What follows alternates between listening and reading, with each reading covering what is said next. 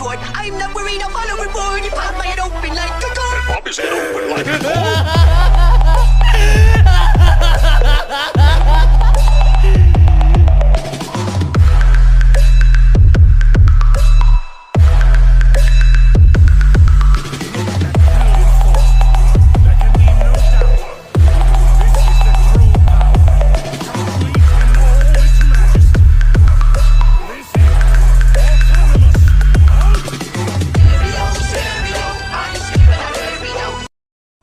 हम एपिसोड को स्टार्ट करें उससे पहले इस कमेंट का रिप्लाई।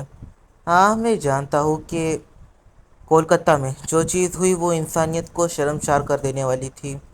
वो ह्यूमैनिटी पर एक काफ़ी बड़ा सवाल उठाती है। उस समय पर मैंने भी एक एनिमेटेड रील बनाई थी जिसके अंदर मैंने ये दिखाया था कि जब 2030 या फिर फ्यूचर में जब कोई लड़की डॉक्टर बनने के बारे में सोचेगी तब क्या उसके पेरेंट्स 2024 के फ्लैशबैक को देखकर उसे परमिशन देंगे। मैंने आवाज़ उठाई थी, अवेयरनेस के लिए वीडियो बनाई थी, पर जानते हो उस वीडियो को कितने व्यूज़ आए थे? 20 व्यूज़। अगर तुम्हें ये चीज़ भी कम लग रही है तो मैं तुम्हें बताऊँ, एक रील के अंदर मैंने बताया था हाउ टू डिफीट लस्ट। आखिर तुम अपनी लस्ट से कैसे छुटकारा पा सकते हो। और ये पूरी वीडियो बस एक बंदे के लिए बनी थी जो पोटेंशियली किसी एक लड़की की लाइफ को स्पॉइल कर सकता था। अच्छा है उसने ओपनली सारी चीज़ें बताई, अपनी प्रॉब्लम्स को डिस्कस किया, वरना पोटेंशियली फ्यूचर में हमें कोलकाता जैसा एक दूसरा केस देखने को मिल सकता था। ये सोसाइटी इस हद तक फक्ड अप है, चलो आप थोड़ा सा फिल्टर को निकाल ही देते हैं। ये सोसाइटी इस हद तक फक्ड अप है कि लड़कियां खुद को ऑब्जेक्टिफाई कर रही है, रेप को प्रमोट कर रही है। हाँ, मैं लड़कियां ही रेप को प्रमोट कर रही है ये चीज़ कह रहा हूँ। मैं यहाँ पर ये नहीं कह रहा कि लड़कियों को छोटे कपड़े पहनने चाहिए, ना, मैं ऐसी कोई भी चीज़ नहीं कह रहा। मैं ये कह रहा हूँ कि लड़कियाँ रेप को प्रमोट कर रही है। वो कैसे कर रही है मुझे एक्सप्लेन करने की ज़रूरत नहीं है, तुम में से काफ़ी सारे बुद्धिजीवी जानते होंगे। भाई, लड़कों की भी अपनी कुछ अलग ही प्रॉब्लम्स है। अब ये प्रॉब्लम्स क्या है वो मैं तुम्हें कभी फ्यूचर में बताऊंगा। बट हाँ, इन फ्यूचर में एक ऐसा वीडियो ज़रूर बनाऊंगा जिसके अंदर हम इंडियन सोसाइटी को, इंडियन माइंडसेट को, काफ़ी सारी चीज़ों को रोस्ट करेंगे। लाइक जो हम लड़कों के लिए लॉ बनाए गए हैं, क्या क्या काफ़ी सारी चीज़ों को हम रोस्ट करेंगे। और वो जो रोस्ट वीडियो होगी वो तब आएगी जब मैं यूट्यूब को क्विट करने वाला हूँगा। तो चलो अपने एपिसोड की तरफ आगे बढ़ते हैं। ठीक है, तो चलो एपिसोड पर बढ़ते हैं। एपिसोड की स्टार्टिंग में हम देखते हैं कि गोकू वेजिटा ये हर रोज़ की तरह अपना ट्रेन कर रहे थे अपनी बेस ट्रांसफॉर्मेशन के साथ। इन दोनों की ट्रेनिंग ये चल ही रही थी कि तभी एकदम से यहाँ पर जो गोकू है वो इस बैटल में डोमिनेट करने लग जाता है। और यहाँ पर जो वेजिटा है वो भी थोड़ा सा एग्रेसिव हो जाता है बैटल के दौरान। तभी वो देख पाते हैं कि उनके ठीक सामने एक डार्क पोर्टल ओपन होता है। जैसे ही ये डार्क पोर्टल ओपन होता है, अर्थ के एटमॉस्फेयर में एक हल्का चेंज आता है। गोकू वेजिटा ये दोनों ही सीरियस हो जाते हैं। वो किसी अननोन कैरेक्टर की एनर्जी की को सेंस कर सकते थे कि तभी उस पोर्टल से कैकेरॉट जूनियर और गिने ये दोनों ही उतरते हैं। इस पॉइंट पर जो गिने हैं वो गोकू की तरफ देख रही थी।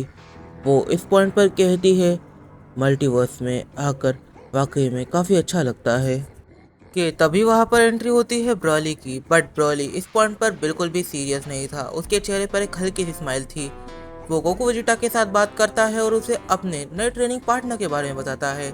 वो बताता है कि वो भी एक लेजेंडरी सेयन है और वो काफ़ी ज़्यादा ओवरपावर्ड है। फिर गिने प्लेट अर्थ पर लैंड करती है। लैंड करने के बाद सबसे पहले वो विजिट करती है गोहान के घर को। हाँ, वो चीची को विजिट नहीं करती, वो विजिट करती है गोहान को। जब वो गोहान, बिडेल और पैन से मिलती है तो वो काफ़ी खुश होती है। जब गिने की मुलाकात पैन से होती है तब पैन और गिने इन दोनों के बीच एक मिनी डिस्कशन स्टार्ट होता है। और यहाँ पर जो गिने हैं वो कहती है क्या तुम एक स्टोरी देखना चाहती हो। पैन इस पॉइंट पर कहती है कि स्टोरी को देखा नहीं जा सकता, उसे बस सुना जा सकता है। पर गिने कहती है स्टोरी को देखा भी जा सकता है, तो चलो मैं तुम्हें एक स्टोरी दिखाती हूँ। कि तभी बिडल एकदम से कहती है तुम्हारी ग्रैंड माँ काफ़ी लंबा ट्रैवल करके आई है, पहले उन्हें आराम करने दो, फिर उसके बाद तुम उनसे स्टोरी सुन लेना। बट पैन का इस पॉइंट पर मूड एकदम से ख़राब हो जाता है और इस चीज़ को गिने देख लेती है। गिने कहती है कि मैं आराम बाद में कर सकती हूँ। पैन एकदम से अपनी आंखों को बंद करती है और यहाँ पर वो अपनी आंखों को खोल नहीं पाती, वो कुछ टाइम के लिए डर जाती है। कि तभी गिने उसे पकड़ती है और कहती है डरो मत, तुम्हें स्टोरी देखनी है ना, तो चलो मैं तुम्हें स्टोरी दिखाती हूँ। और पैन की आंखों के सामने गिने की कहानी एकदम से स्टार्ट होती है। इस पॉइंट पर जो गिने हैं वो पूरी तरीके से पैन को एक ऐसी कहानी बता रही थी जिसके अंदर दो पावरफुल वॉरियर्स एक दूसरे से लड़ रहे थे। और ये वॉरियर्स और कोई नहीं बल्कि ग्रैंड प्रीस्ट और लॉर्ड ओकुमो ये दोनों हैं। इस पॉइंट पर जो पैन है वो अपनी आंखों से इस पूरी बैटल को देख रही थी और वो इस पॉइंट पर लॉर्ड ओकुमो की एक एक आवाज़ को सुन सकती थी, ग्रैंड प्रीस्ट की आवाज़ को सुन सकती थी, एक एक की अटैक को फील कर सकती थी। एक अटैक जैसे उसकी तरफ आता है और वो उसे लगता है पर उसे कुछ भी नहीं होता। वो इस पॉइंट पर थोड़ा सा डर जाती है, शॉक होती है, पर बाद में हंसती भी है। इस पॉइंट पर जो गिने है वो कहती है तो स्टोरी यही तक थी कि तभी यहाँ पर गोकू साइलेंटली बैठा हुआ था। उसे एकदम से काफ़ी सारी एनर्जी की फील होने लग जाती है और ये एनर्जी की काफ़ी ज़्यादा तेज़ी से बढ़ रही थी मल्टीवर्स की तरफ। ये काफ़ी ज़्यादा मैसिव थी। इस पॉइंट पर जो गोकू है वो एकदम से क्वेश्चन में पड़ जाता है कि आखिर हुआ क्या। कि तभी गोकू एकदम से अपनी सुपर सैयन 1 की स्टेट में चले जाता है। वो अपनी सुपर सैयन 1 में जाते ही एकदम से उस लोकेशन पे पहुंचता है जहाँ से उसे एनर्जी की सेंस हो रही थी। वो रियलाइज़ करता है कि यहाँ पर कोई बड़ी आर्मी नहीं है, काफ़ी सारी एनर्जी की नहीं है, एक ही एनर्जी की इतनी मैसिव है कि वो काफ़ी ज़्यादा बड़ी लग रही थी। और हम देखते हैं गोकू के सामने इस पॉइंट पर जी ब्रॉली खड़ा था। इस पॉइंट पर जो ब्रॉली है वो गोकू को देखकर इग्नोर कर देता है और आगे जाने लगता है। बट गोकू उसे सवाल पूछता है कि आखिर तुम हो कौन और मल्टीवर्स में क्यों जा रहे हो। इस पॉइंट पर जो जी ब्रॉली है वो कहता है ये जो एरिया है ये एक न्यू एरिया है और मैं इसे मास्टर के लिए कॉन्कर करने आया हूँ। ये उनके लिए काफ़ी अच्छा गिफ्ट हो सकता है। इस पॉइंट पर गोकू इस चीज़ को सुनकर काफ़ी ज़्यादा गुस्सा हो जाता है क्योंकि इस एरिया को कॉन्कर करने का मतलब है ओमनी किंग को और ग्रैंड लीडर को जान से मार देना। और यहाँ पर जो ग्रैंड मिनिस्टर और ग्रैंड लीडर है वो गोटेन और ट्रंक्स है। गोकू इस पॉइंट पर गुस्से में कहता है नहीं, मैं तुम्हें ये करने नहीं दे सकता, यहाँ का ओमनी किंग मेरा बेटा है। इस पॉइंट पर यहाँ पर जो ब्रॉली है वो गोकू से कहता है तो ठीक है चलो शुरुआत तुमसे की जाएगी। और यहाँ पर ब्रॉली गोकू के ऊपर अटैक कर देता है।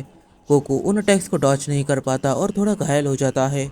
इस पॉइंट पे गोकू ज़रा बचता है और वो भी ब्रॉली के ऊपर एक की अटैक करता है और ब्रॉली उस की अटैक को काफ़ी इजीली डॉच कर लेता है। इस पॉइंट पे ब्रॉली कहता है तुम जैसे कमज़ोर पर मुझे अपने टाइम को वेस्ट नहीं करना चाहिए।